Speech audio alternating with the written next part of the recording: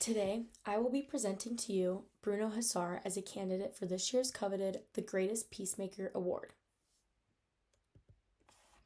Bruno Hussar, a Catholic priest, faced a lot of hardships in his life.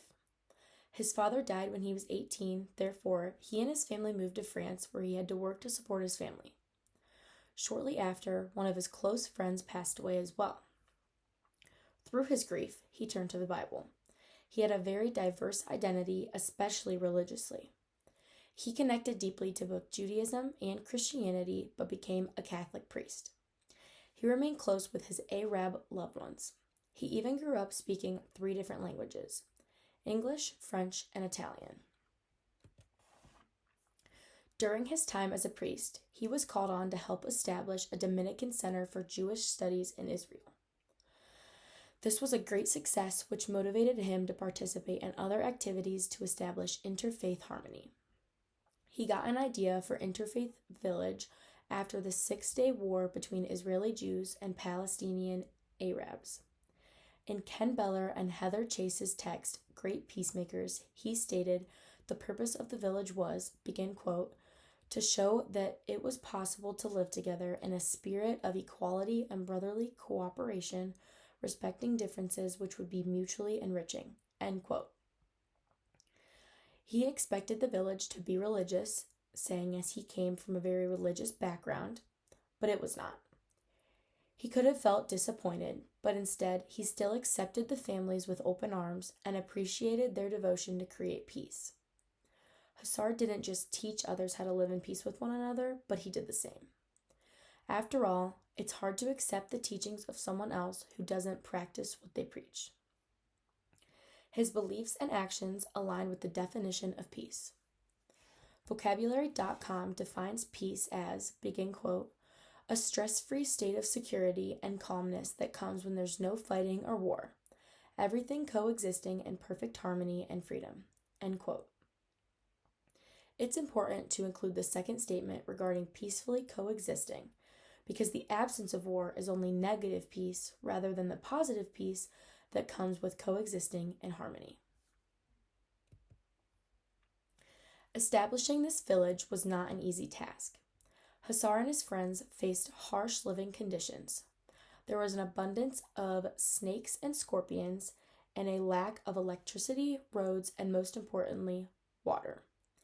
He lived in an 18-foot shipping cube for 4 years, all while remaining positive about the situation. He even stated that it was easy to live in his living situation. Initially, families didn't come to live in his village, which was the most difficult part of this whole operation. This must have been super disappointing for Hussar, but he did not give up. Within a few months, residents arrived, and to this day, 50 families live in the village. Peace was so important to Hussar that he faced much adversity. Many people care about the establishment of peace, but not many care enough to go to the extremes that Hussar went to. Other people would have given up. Hussar was successful because he knew how to communicate effectively and constructively. In Joanne Connor's Nonviolent and Constructive Communication, she states, begin quote, constructive communication conveys that both, or all, perspectives matter by showing a respectful and supportive attitude and has a goal for all sides to win, end quote. In Great Peacemaker, it states in Hussar's chapter, begin quote, children learn to respect and appreciate each other's identities, all while maintaining their own identity, end quote. Both Connors and Hussar believe that respect is crucial to establishing peace. Unlike Connors, Hussar believes individuals must lose to each other to establish peace because losing is difficult. He believed that conflict is a fight between 2 rights rather than 1 right and 1 wrong. Therefore, both parties cannot win. He put this belief into practice in his School for Peace that joined teenage Jews and Arabs for activities.